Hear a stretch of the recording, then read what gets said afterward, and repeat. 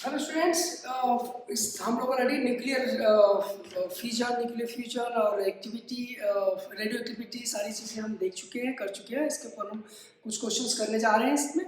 तो ये क्वेश्चन आपके सामने है, इसको आप पोस्ट करने की कोशिश करिए। तो बेसिकली क्वेश्चन दिया हुआ है, the half life of A cobalt 60 is 5.25 years. Okay, तो बेसिकली हाफ लाइफ दे रखा है। ओके, तो हाफ लाइफ दे रखा है इतना, टी हाफ लाइफ दे रखा है 5.25 ईयर्स। ओके, तो after what time would its activity have decrease to about 1/8 of its original value. Okay, तो देखिए एक्टिविटी के लिए आपके पास फॉर्मूला है R nought into into E to power minus lambda T. एक तो फॉर्मूला ये है, ओके, याद होगा आपको। और जैसे हम यहाँ पे पढ़ते हैं नंबर ऑफ एलिमेंट्स कितने बचे हैं किसी टाइम पे, उसी तरह से एक्टिविटी कितनी है किसी टाइम इंस्टेंट पे, वो इस तरह से दिया हुआ है। ओके, एक्टिविटी ये दे रखा है इस किसी टाइम पे r equal to R nought into E to power minus lambda T. अब देखिए इसका एक और फॉर्मेट है, एक और फॉर्म है जो कि यहाँ पे ज्यादा फिट बैठेगा, और वो फॉर्म ये है कि आर नॉट इनिशियल एक्टिविटी है इंटू 1/2, और this is N where N is the number of half lifes, N is the number of half life. Okay, half life.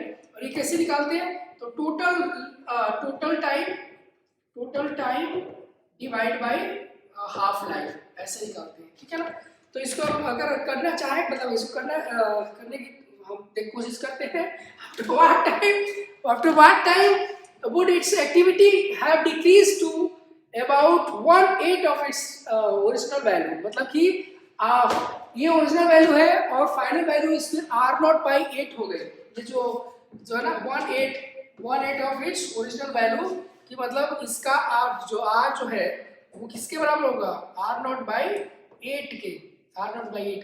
तो यहाँ से हम अगर इस इक्वेशंस को लेके आते हैं, तो इस इक्वेशंस के थ्रू हम देखें तो हमें फाइनल जो एक्टिविटी है वो r है, यानी कि r0/8 है, r0/8, और this is equal to r0 into 1/2, और यहाँ पे n होगा तो r से r कट जाएगा, और इसकी वैल्यू जो आएगी इसको हम थोड़ा सा मैनिपुलेट करेंगे, यानी कि 1 जो है ना 1/2 का पावर 3। तो यहाँ पे अगर दोनों की इक्वेट करेंगे तो यहाँ से आपको क्या मिल रहा है, n की वैल्यू 3 मिल रही है। n की वैल्यू 3 यानी कि यहाँ पे n की वैल्यू 3, तो यहाँ आपको 3 यहाँ पे डालेंगे तो क्या चाहिए आपको, टोटल टाइम। तो टोटल टाइम कितना होगा, 3 इंटू हाफ लाइफ कितनी दे रखी है भाई, ये दे रखी है इन्होंने। Okay, this is the T half दे रखी है, तो ये इतना आ जाएगा 5.25 दिस इज इक्वल टू, तो कितनी हो जाएगी 15.75 ईयर्स। Okay, 15.75 years. ओके, आसानी से कर सकते हैं आप, इसको एक बार देख लीजिए और होपफुली आप कर पाएंगे इसको। तो दोनों फॉर्म याद रखिए, एक्टिविटी का ये फॉर्म भी याद रखिए और ये फॉर्म भी याद रखिए। कई जगह पे यहाँ पे आसानी से हो जाता है काम, ठीक है। ऐसा नहीं कि आपने खाली यही याद रख लिया और हो गया, नहीं, ये भी याद रखिए, बहुत आसान है, तो इससे बहुत फायदा मिलेगा। अगले क्वेश्चन पे चलते हैं। ओके, तो अगले क्वेश्चन पे चलते हैं इसको। नेक्स्ट क्वेश्चन आपके पास है इसके बाद की, एक यहाँ पे देख सकते हो कि ठीक है, क्वेश्चन आप करने की कोशिश कर सकते हैं कि एक काउंट रेट मीटर, मतलब जो एक मशीन है जो काउंट करता रहता है कि कितने नंबर ऑफ अल्फा पार्टिकल्स, कितने नंबर ऑफ बीटा पार्टिकल्स निकले। ओके, ये काउंट करते हैं। Count rate meter is use to measure the activity of a given sample. एक सैंपल दिया हुआ है, उसके कितने अल्फा पार्टिकल्स बीटा पार्टिकल्स निकले, उसको काउंट करने के लिए एक मशीन, छोटी सी, या मशीन आप समझ लीजिए कि मशीन है, डिटेक्टर है, समझ लीजिए डिटेक्टर बोल सकते हैं। Okay, at one instant the meter shows 4750 counts per second. Okay, 5 minutes later it shows to 2700 counts per minute. Okay, counts per minute, and 2700 counts per minute. Okay, find the decay constant. Decay constant आपको find out करनी है, ठीक है? Also find the half life. Find the half life. Okay, तो हम यहाँ पे थोड़ा सा ऊपर कर लेता हूँ. तो यहाँ पे आपको थोड़ा सा इजी करने के लिए मैंने यहाँ पे सॉल्यूशन भी दे रखा है जिससे कि आपको इजी हो जाए.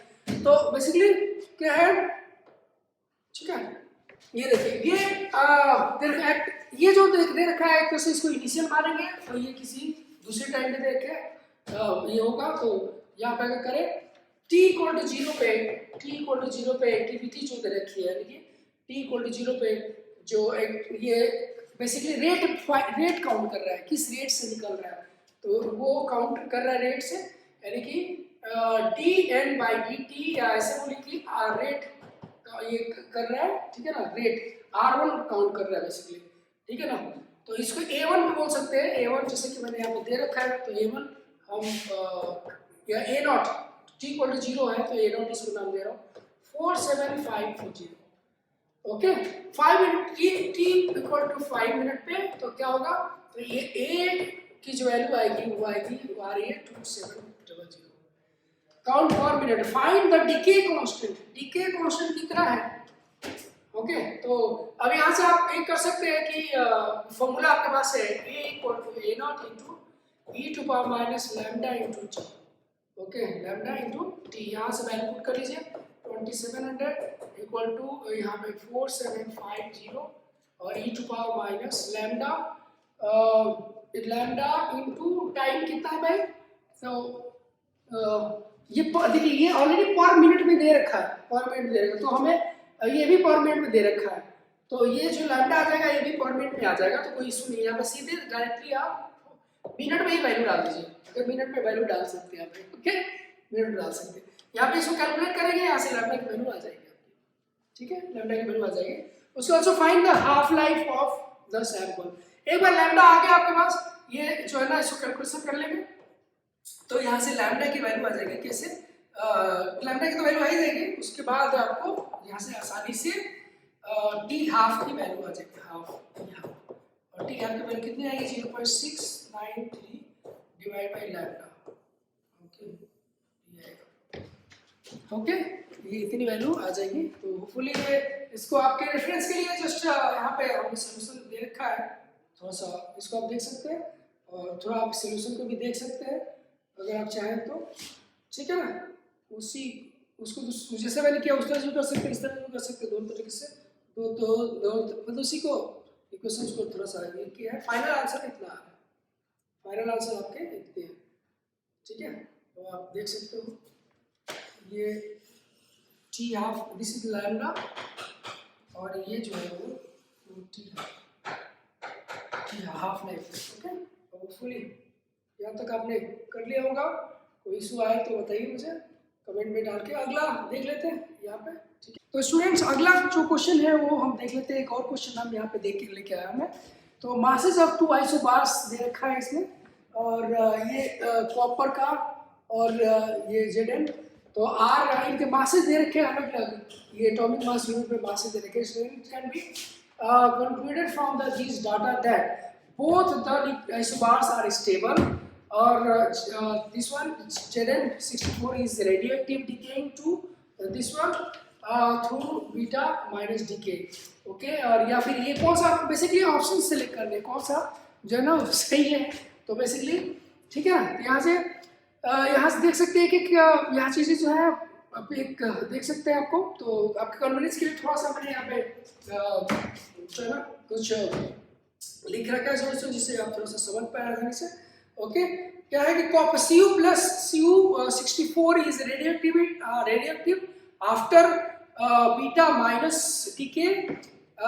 Its atomic number increases by 1, okay, and its mass number does not change. Okay, so decay of decay to Zn64 hence D is correct. Okay, तो बहुत आसानी से आप इसको कर सकते हैं. अगले ओके स्टूडेंट, तो अगला क्वेश्चन फिर से एक है आपके सामने, इसको भी आप देख सकते हैं कि क्या है इस क्वेश्चन में. कि if a stationary electron gets initiated due to the association with the stationary position, okay, hypothetically the wavelength of the resulting radiation will be, okay, तो ये चीज आपको देख सकते हैं यहाँ पे। तो यहाँ पे इसका आपको इस मास वन दे रखा है और इसको आपके इजी करने के लिए इसका क्वेश्चंस का सॉल्यूशन भी यहाँ पे दे रखा है जिससे आप इसको कर पाए, ठीक है। तो कंजर्वेशन ऑफ एनर्जी से आप यहाँ पे कर सकते हैं, ठीक है।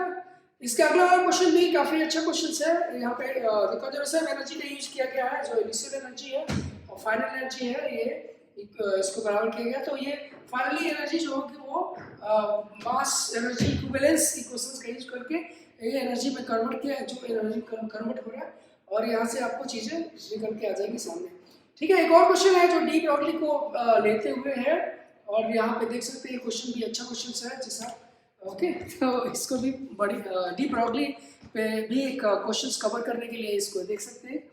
तो if the stationary proton and alpha particle are accelerated through same potential difference, the ratio of de Broglie wavelength will be, okay, de Broglie will be। तो यहाँ से जो ऑप्शंस दिए गए हैं उसके अकॉर्डिंग, तो यहाँ पे आप, ठीक है, क्वेश्चन होपफुली आपने समझ लिया होगा। If the stationary proton and alpha particles are accelerated through same potential difference, the ratio of de Broglie wavelength will be।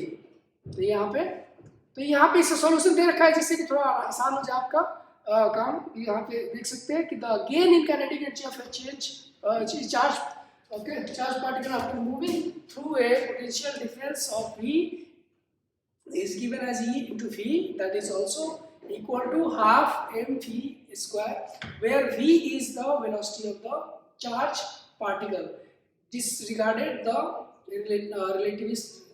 relativistic effect।